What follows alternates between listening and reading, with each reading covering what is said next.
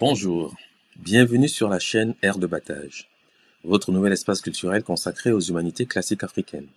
Aujourd'hui, nous commençons une nouvelle série intitulée « Apprends-moi autrement ». Nous l'inaugurons avec la figure d'Horus, fils d'Isis et Osiris, en 5 leçons. Tout de suite, la première leçon. Les dimanches de Dibomba Mbok sur Air de Battage.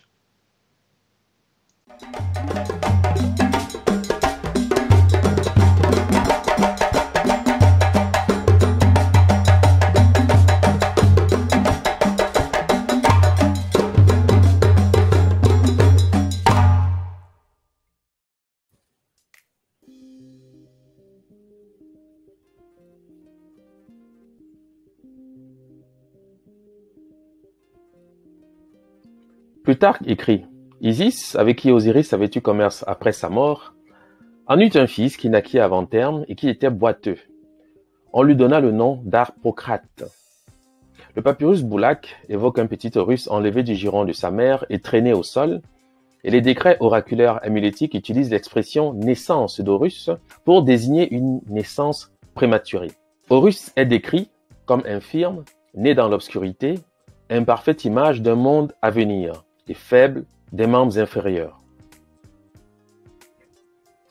Naturellement, cette note concernant Horus est une note introductive où il prend le nom d'Harpocrate, qui, comme vous le verrez tout à l'heure, est un thème extrêmement intéressant, extrêmement important pour entreprendre un questionnement sur la figure et les représentations de cette divinité que les Grecs et les Latins vont donc appeler Horus. Ici, vous avez un artefact nommé le cippe d'Horus, autrement dit la stèle d'Horus marchant sur les crocodiles. C'est ainsi que c'est nommé. Alors il y a plusieurs de ces stèles qui ont été découvertes, mais naturellement, comme vous l'observez, le thème est toujours le même. Cette stèle représente un jeune enfant tenant des reptiles et des animaux dans les mains, marchant sur les crocodiles. Et généralement, le personnage principal est surmonté d'une tête qui est la tête d'une divinité importante du panthéon égyptien que nous aurons l'occasion naturellement de découvrir dans la description de ces leçons consacrées à Horus.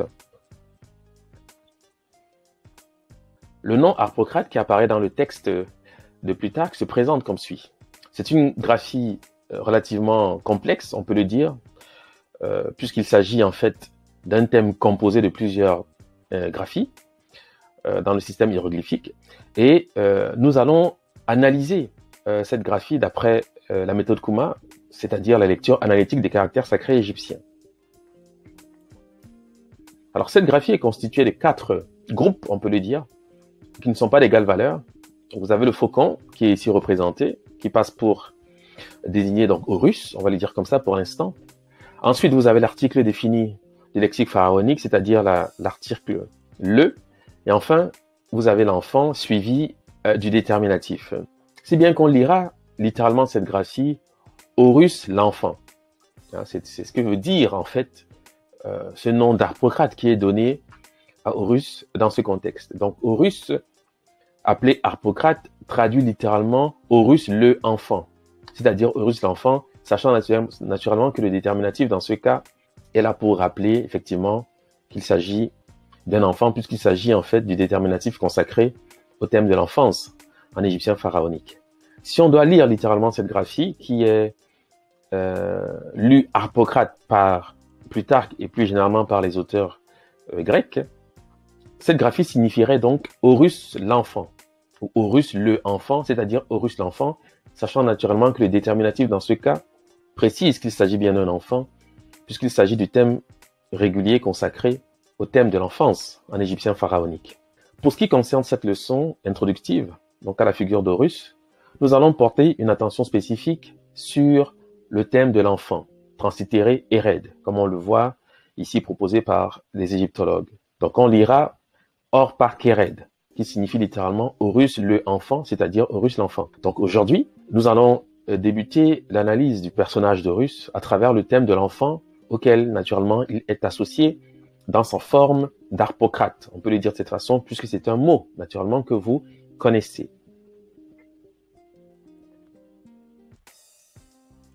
Pour ce qui concerne cette graphie, elle est constituée de 4 signes, comme vous le voyez. Pour ce qui concerne l'exercice du jour, nous n'irons pas dans le détail car cela n'est pas nécessaire pour la compréhension de ce thème. puisque nous avons souhaité en fait la simplification pour pouvoir amener les uns et les autres à comprendre ce que nous sommes en train de dire. Donc cette graphie est constituée de 4 signes auxquels sont associés des lettres alphabétiques. Donc pour ce qui concerne le premier signe, il s'agit du signe classé F32 selon la nomenclature proposée par Gardiner, suivi du signe classé D21 qui passe pour représenter une bouche, sachant que le signe F32 naturellement passe pour représenter le ventre d'un bovidé avec sa queue. Et enfin, le signe classé D46 qui naturellement représente la paume de main, tout cela suivi du déterminatif classé A17 qui représente un enfant qui porte le doigt à la bouche. Cette graphie signifie enfant, être ou devenir un enfant. Et naturellement, à la suite de cela, vous avez la référence. Pour ce qui concerne cette graphie, il s'agit du Wörterbuch, qui est, comme vous le savez, le dictionnaire allemand d'égyptologie, publié par Hermann et Grapeau. Cette graphie possède une solution copte qui est Khérout, c'est le mot que vous avez ici présent à l'écran. C'est ainsi que se lit en fait ce mot en copte, Khérout, et qui, comme on le voit, correspond par ailleurs à la structure phonétique amenée par la translittération, c'est-à-dire Kéret, ainsi que ce thème est lu dans les manuels de vulgarisation. Et c'est déjà une information importante, puisque de la convention fournie par la translittération, on parvient à l'énoncé d'un véritable mot qui existe, puisque comme vous le savez, le copte est une langue qui a été parlée dans la vallée du Nil, langue qui est apparue, comme on le sait, autour du 2e, 3e siècle de l'ère actuelle. La structure phonétique proposée par cette graphie correspond par ailleurs au bambara Koroden, qui signifie bébé nourrisson et qui traduit en fait littéralement bébé au dos. Elle correspond également au bambara Kuru, qui signifie point, petite taille, dur, petit, court, qui est la description littérale de l'enfant auquel il nous appartient naturellement d'associer au russe dans ce contexte-ci. Donc, les solutions pour cette graphie sont d'une part en bambara Koroden, bébé nourrisson, en bambara Kuru, point, petite taille, dur, petit, court. Je choisis simplement le bambara à titre illustratif car naturellement, c'est un mot qui est présent dans un nombre considérable de langues soudanaises et le bambara suffit en fait pour rendre compte des correspondances qui sont permanentes entre les caractères sacrés égyptiens et les langues qui sont actuellement parlées au sud du Sahara. Pour ce qui concerne les langues de l'Afrique centrale et les langues du golfe de Guinée, cette graphie possède également des correspondances, comme on l'observe ici notamment avec le Teke, qui est une langue parlée au Congo et au Gabon, Nkere qui signifie enfant, le Lugungu, Mukere qui signifie bébé, sachant que le Mu dans ce contexte bien sûr est ce qu'on appelle un préfixe de classe. Elle correspond également au Yoruba Koro qui désigne le noyau ou le pépin, au Yoruba Kere qui signifie être petit, qui sont des formes naturellement qu'on peut associer bien aisément à la structure phonétique Kered. Cette graphie correspond également au Teke Nkere qui signifie enfant, au Lugungu Mukere qui signifie bébé, au Yoruba Koro noyau pépin, au Yoruba Kere qui signifie être petit, qui sont en fait des correspondants locaux pour le bambara Kuru qui renvoie à la même idée comme on l'a vu précédemment. Et naturellement ces solutions s'inscrivent dans la suite du copte Khérout qui naturellement on le sait vérifie la graphie en elle-même. Donc pour être clair à ce stade, elle se lit en Teke Nkere qui désigne l'enfant, à Lugungu Mukere qui désigne le bébé, le Mu étant comme on le sait un préfixe de classe. Le Yoruba propose Koro, noyau, pépin, et dans la même langue on dira Kere pour dire être petit. Il existe également une variante graphique qui se rapporte à l'enfance, et cette variante est intéressante dans la mesure où elle offre une modification dans la structure phonétique offerte par ce thème. Comme on le voit ici, d'une part nous avons Keret, de l'autre nous avons Kedere. On peut le dire de cette façon si on maintient la translittération pour ce qu'elle propose comme solution. Donc, bien que la structure phonétique change, on constate qu'il s'agit naturellement toujours du même thème, puisque d'un côté nous avons l'enfant, de l'autre nous avons les enfants, ce qui n'est qu'un pluriel dans le fond, ce qui montre qu'en réalité, il se tient ici une nuance que souhaite mettre en avant le scribe. Nuance qui d'ailleurs paraîtra au sein des langues africaines pour illustrer la solution concernant donc le thème de l'enfant, pour ce qui concerne cette figure importante du panthéon égyptien. La solution pour ce thème, bien sûr, pour ce qui concerne les enfants, tout au moins la forme plurielle de ce thème, peut être amenée par le malinké Kore, qui signifie famille ou descendance, d'où l'idée d'enfant. Le bambara utilise donc une forme analogue, Kole, famille et descendance. Le Fufulde propose Odere, Le pluriel, c'est Kodé, qui signifie étoile. L'étoile, parce que la descendance est conçue aussi d'après le principe cosmogonique. On aura l'occasion dans d'autres séances de clarifier ces éléments, mais pour l'instant, il s'agit en fait de comprendre qu'il y a une relation permanente entre la notion de descendance appliquée aux familles, aux êtres humains, et naturellement la notion de descendance lorsqu'elle s'applique aux démiurges, c'est-à-dire au Dieu créateur, qui dans le cas d'espèce aura sa descendance formée par les différents astres, bien entendu. Donc, le Fulfulde de Garoua dit Odere, pluriel Kodé pour dire étoile. Le Fulfulde de Maroua, qui sont en fait des régions au Cameroun, dira Ore, pluriel Kodé pour dire étoile, ce qui montre en réalité qu'il s'agit en fait d'un même mot qui admet donc des mutations phonétiques. Et la forme Odere que vous voyez là, c'est bien celle qui est entretenue par la structure HDR que nous avons présentée tout à l'heure relativement au thème qui propose une variante pour l'idée enfant dans le contexte égyptien. Et ensuite, le Serer va donc dire corps pour dire être visible la nuit, en référence aux étoiles. On dira donc au corps, pluriel Kakor pour dire l'étoile.